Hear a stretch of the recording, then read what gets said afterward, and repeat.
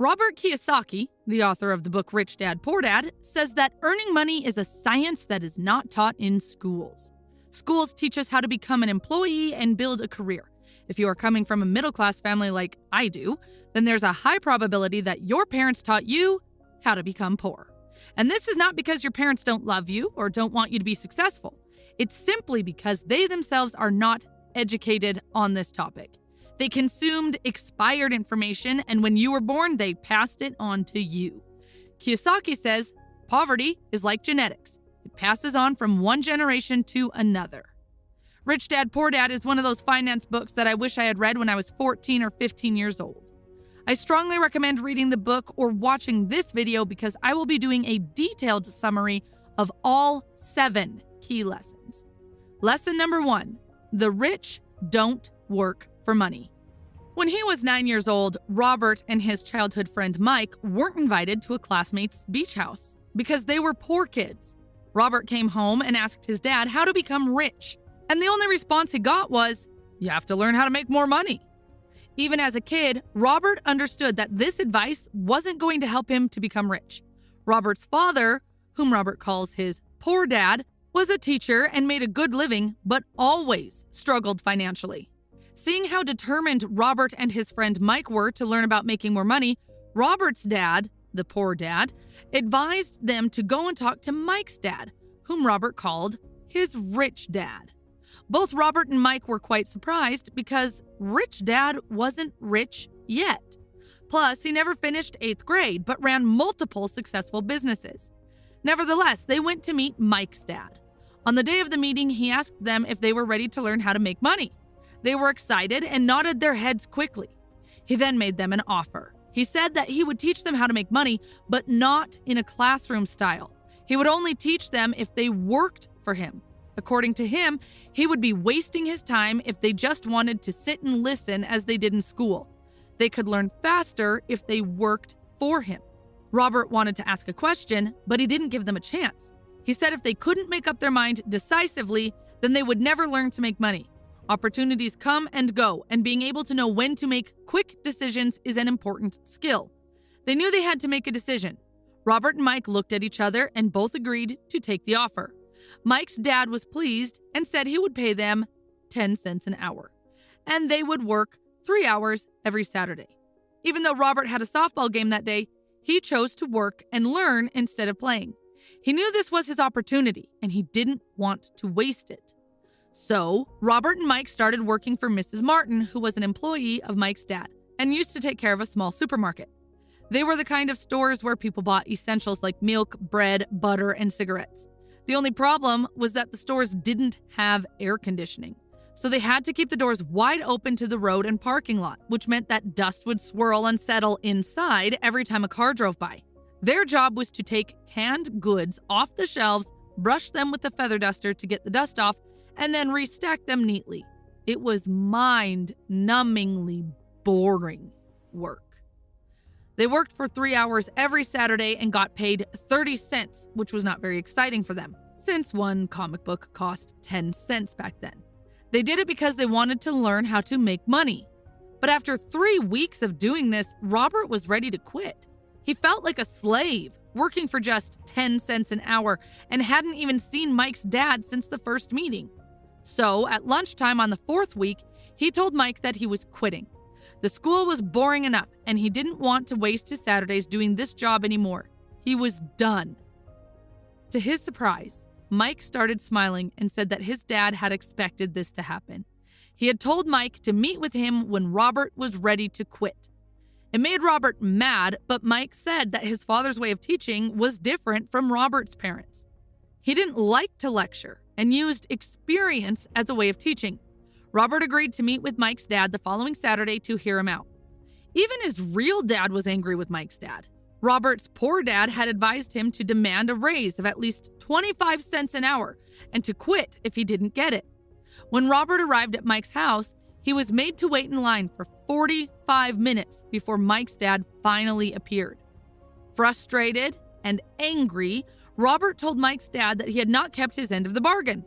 He had promised to teach him if he worked for him, but he had not fulfilled his promise. Robert accused him of being greedy and not respecting his employees. He asked Robert if teaching meant talking or giving a lecture, and Robert replied with a nod. Rich Dad told him that life is the best teacher of all and that most of the time, life does not talk to you. He explained that life often pushes us around to teach us something. Some people let life push them around while others fight back against the wrong things, such as their job, boss, or spouse. But only a few people welcome life's push as an opportunity to learn and grow. Rich Dad said that he had over 150 employees, but none of them had ever asked him to teach them about money.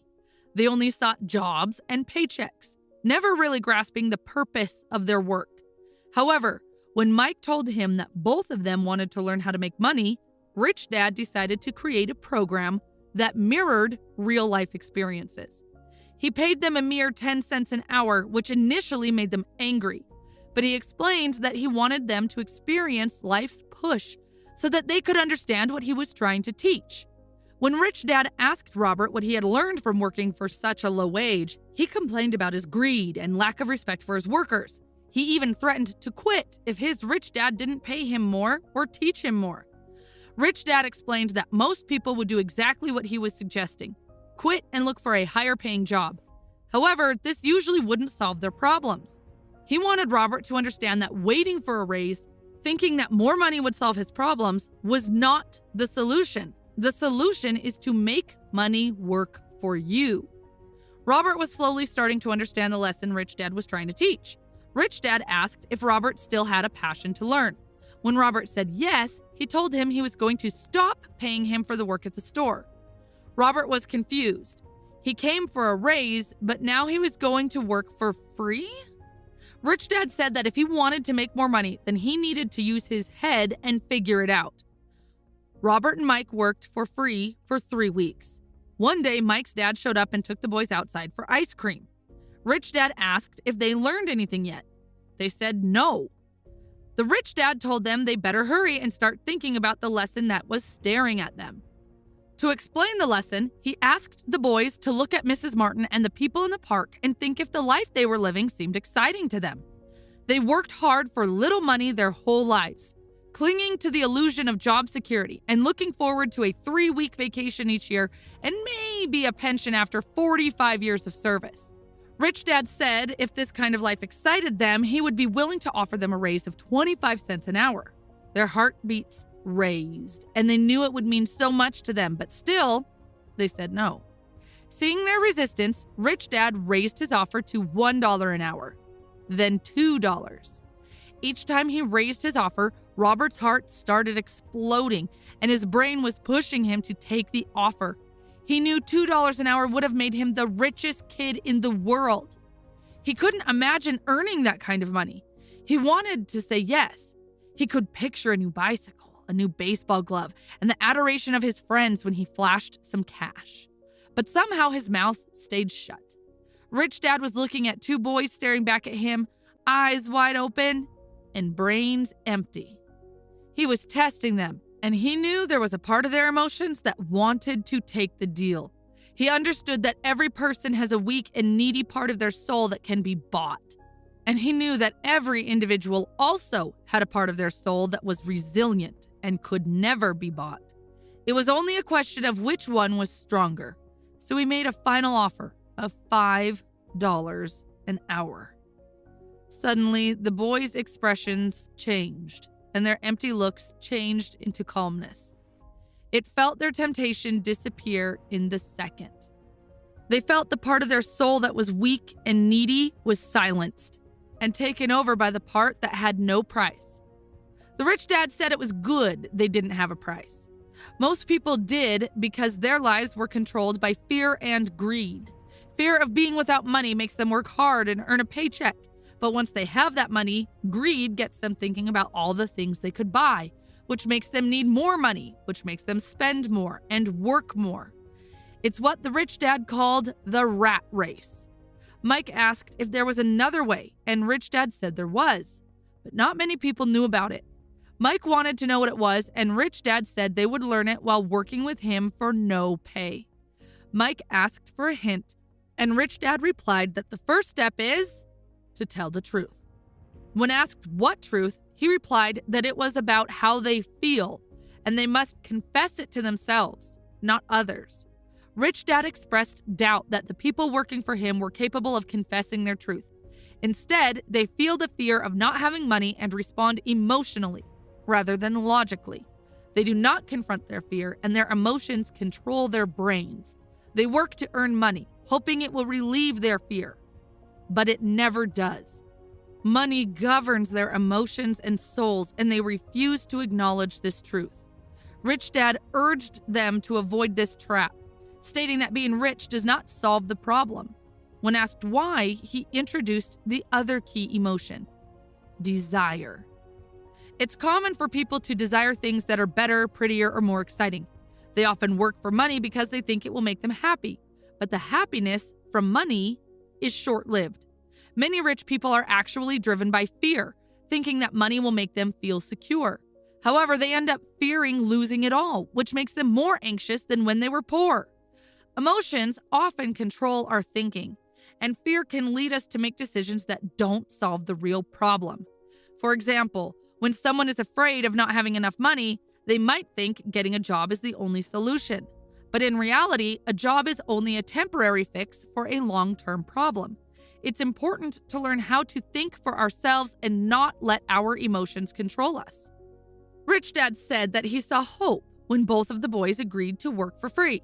And they also took the first step when they resisted their emotions when Rich Dad tempted them with more money. They were learning to think in spite of being emotionally charged. He told them to keep working, and the sooner they forget about needing a paycheck, the easier their adult life would be. He encouraged them to keep using their brain, work for free, and soon their mind would show them ways of making money far beyond what he could ever pay them. They would be able to see things that others couldn't. The moment they saw one opportunity, they would see them for the rest of their lives. The boys did as Rich Dad advised, and pretty soon they saw an opportunity in creating a library where kids could pay an admission fee and read as many comic books as they wanted. They hired Mike's younger sister to be the head librarian. She charged each child 10 cents for admission to the library. It was a bargain for the kids since a comic book cost 10 cents each, and they could read 5 or 6 in 2 hours. Mike and Robert averaged $9.50 per week over a 3-month period. They paid his sister $1 a week and allowed her to read the comics for free.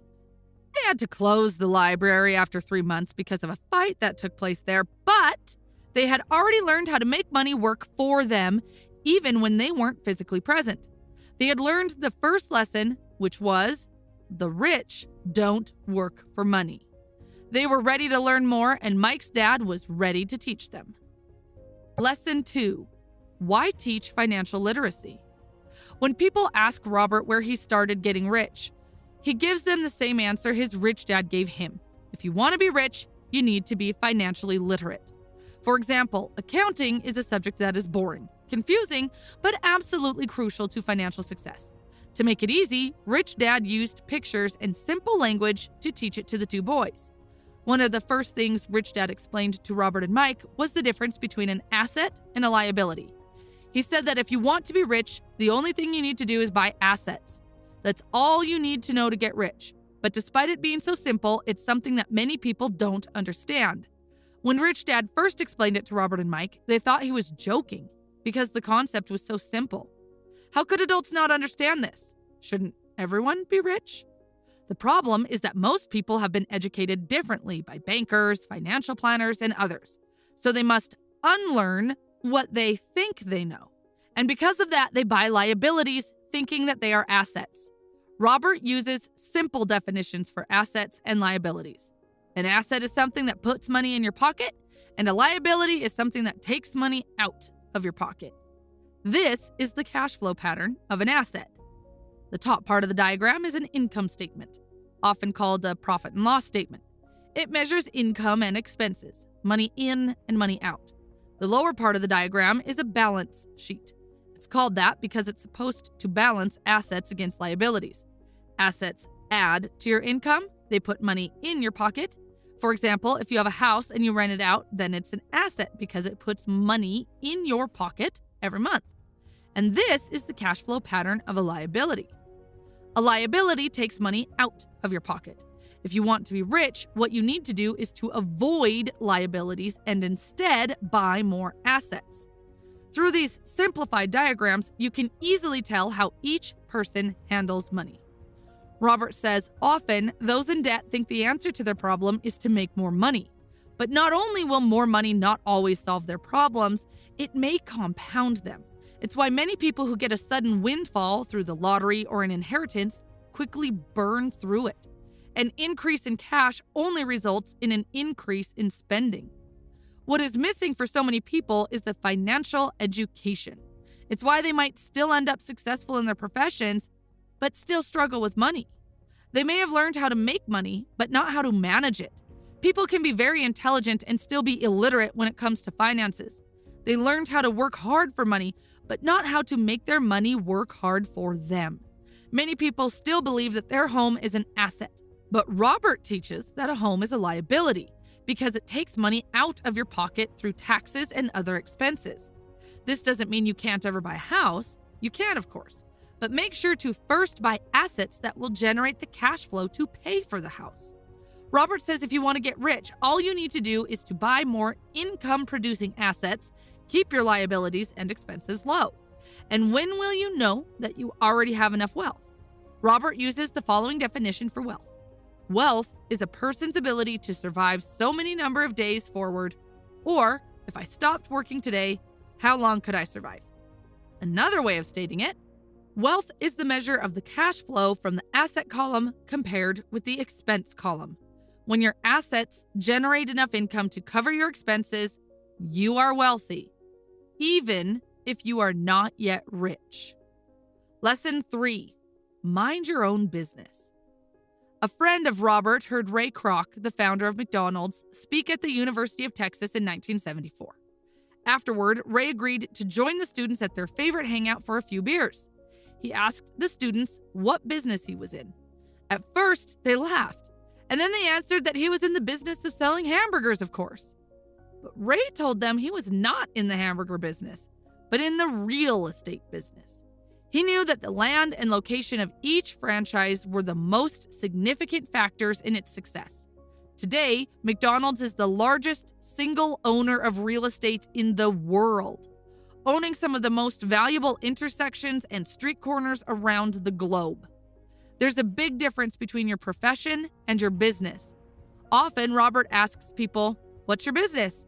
And they say, "Oh, I'm a banker." Then he asks them if they own the bank. And they usually respond, "No, I work there." In that instance, they have confused their profession with their business.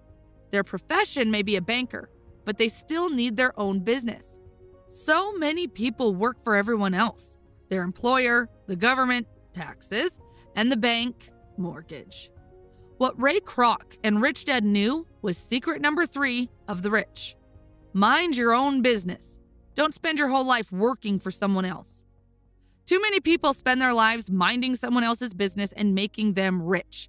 Minding your business doesn't mean starting a company, though for some people it will.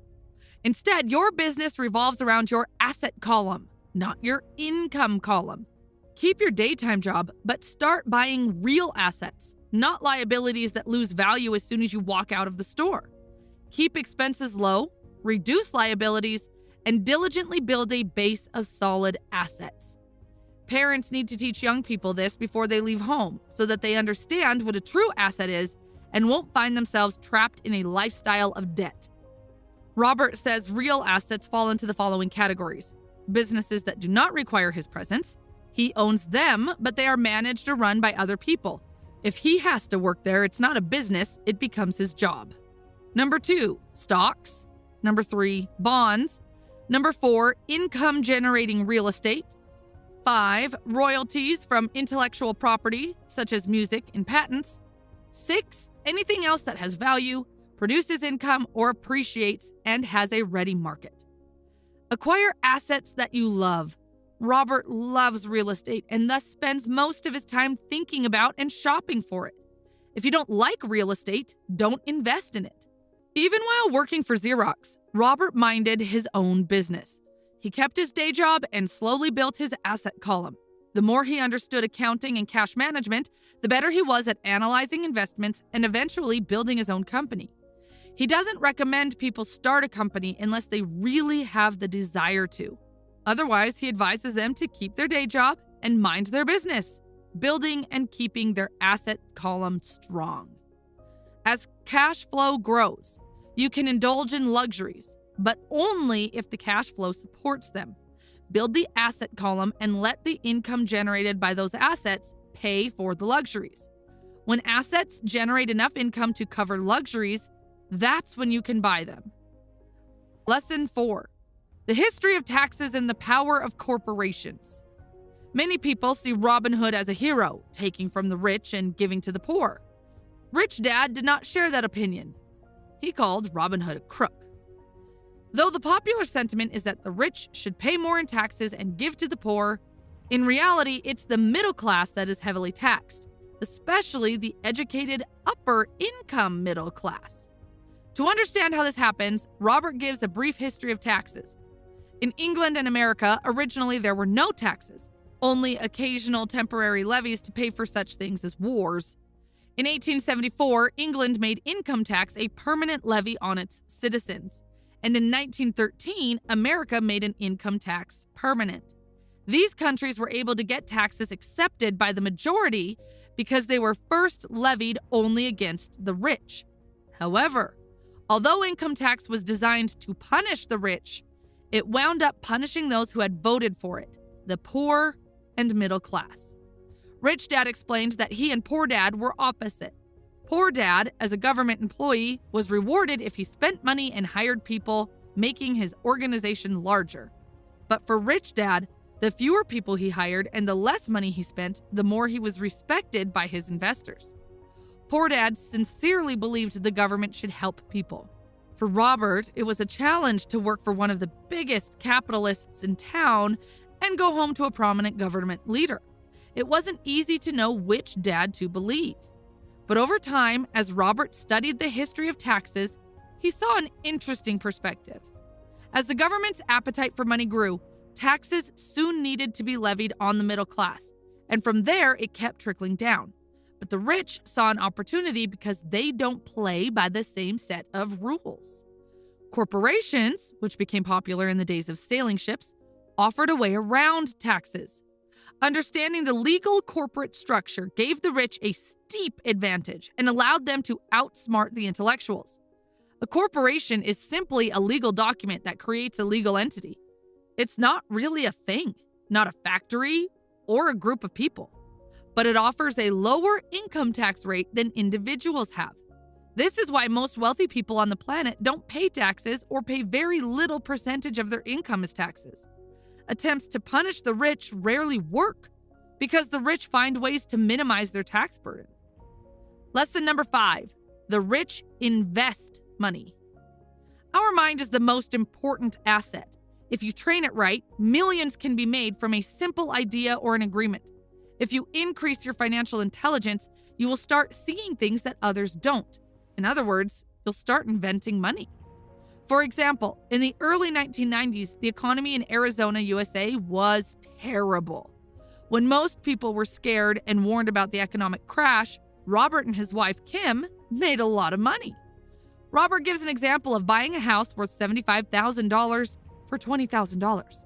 They had to put $2,000 down as a down payment, but they didn't have it.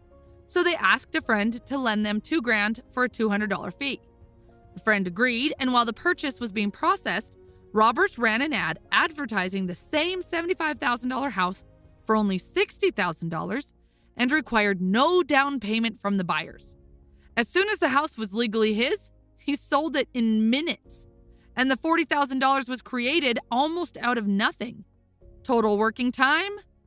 5 hours. What this simplified example illustrates is how ideas can create hundreds of thousands of dollars if you improve your financial intelligence and see what others miss. Robert says, markets go up and down and investments come and go. The world is always handing you opportunities of a lifetime.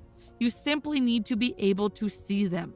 The more you develop your financial intelligence, which takes time, the more opportunities will be offered to you. There are many changes ahead in our world, and developing your financial IQ allows you to see that future of change through the lens of excitement, not dread. You'll see the opportunities and act on them, as opposed to those who allow their fear to keep them on the sideline, watching others move boldly forward. For example, land was wealth 300 years ago. Later, wealth was in factories and production. Today, wealth is in information. But information flies around the world at the speed of light, and this process will be faster and more dramatic as time passes. Lesson 6. Work to learn, don't work for money. Robert was interviewed a few years ago in Singapore by a journalist who, over the course of their conversation, revealed that she wanted to become a best-selling author like him. But her novels, which everyone said were excellent, never sold. Robert suggested that she take a course in sales training. That offended the reporter, who said she had a master's in English literature and didn't see how learning to sell would help her. In fact, she hated salespeople. When Robert pointed out that he was a best-selling author, not a best-writing author, she replied that she would never step so low and learn to sell, and left the interview. There are talented people all around us who struggle financially, just like that reporter.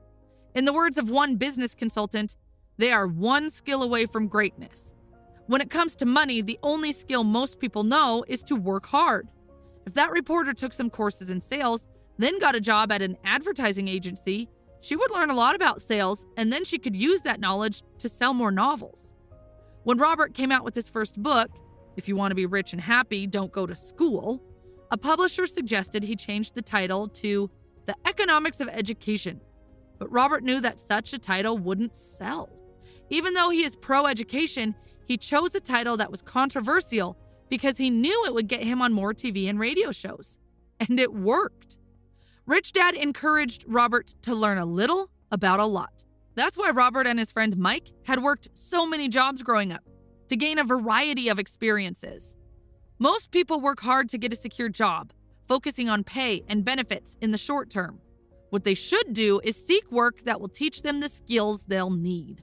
Robert recommends a long-term view. Instead of simply working for money and security, take a second job to learn a second skill. Many will resist this because they aren't ready for change. But it's like going to the gym. You might have to talk yourself into starting, but you'll be so glad you did when the workout is over. Poor Dad wanted Robert to become specialized, even though that didn't work out well in his own life. He never understood that the more specialized you become, the more you are trapped and dependent on that specialty. Rich Dad, on the other hand, encouraged Mike and Robert to groom themselves and learn about a lot of different areas of business.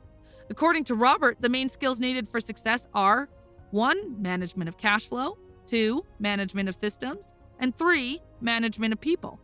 And the most important specialized skills are sales and marketing.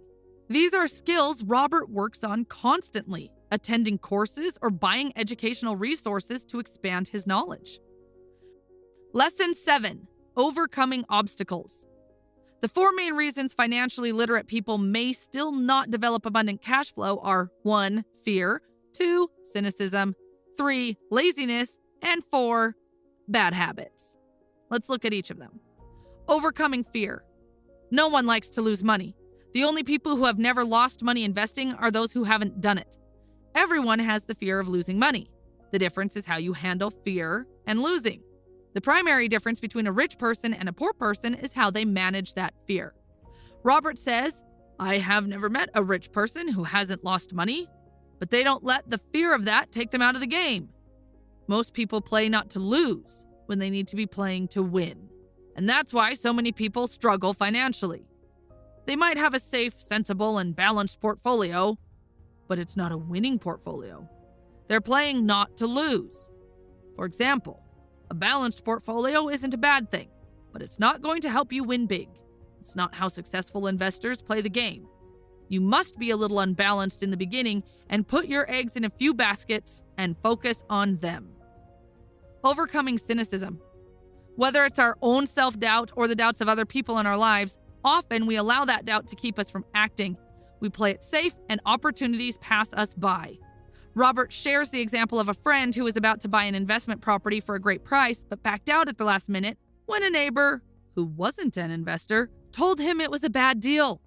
Had he stayed in it, he would have doubled his investment and started to get out of the rat race. Doubts and cynicism keep most people poor. Rich Dad liked to say, cynics criticize and winners analyze. Winners keep their eyes open and see opportunities everyone else missed. For example, real estate is a powerful investment tool for anyone seeking financial independence. Yet every time Robert mentions real estate as a vehicle, he often hears, I don't want to fix toilets, or I don't want to deal with problematic tenants. They focus on toilets, and it keeps them poor. Overcoming laziness. What's the cure to laziness? A little greed. That can be hard to hear because so many of us were raised to see greed or desire as a bad thing. Rather than saying, I can't afford it, change your mindset to, how can I afford it? That opens the brain and forces it to think of solutions. I can't afford it is a lie. The human spirit knows it can do anything. By saying you can't do something, you're creating a conflict between your spirit and your lazy mind. How can I afford it creates a stronger mind and a dynamic spirit. Without that little greed, the desire to have something better wouldn't be possible. Our world progresses because we all desire a better life. New inventions are made because we desire something better. We go to school and study hard because we want something better. Too much greed is bad, but a little can motivate you. Overcoming bad habits. To be successful, you must develop successful habits. Poor Dad always paid everyone else first and himself last, but he rarely had any left over. This was his habit. On the contrary, Rich Dad always paid himself first, even if he was short of money. He knew that creditors and the government would complain if he didn't pay them. This motivated Rich Dad to seek other forms of income to pay them. If he paid himself last, he wouldn't feel that kind of productive pressure. Forcing himself to think about how to come up with the extra income to pay the creditors made him stronger. This is it for this video. I've summarized several other books from Robert Kiyosaki. If you are interested, then check out the playlist you see on your screen. Thanks for watching.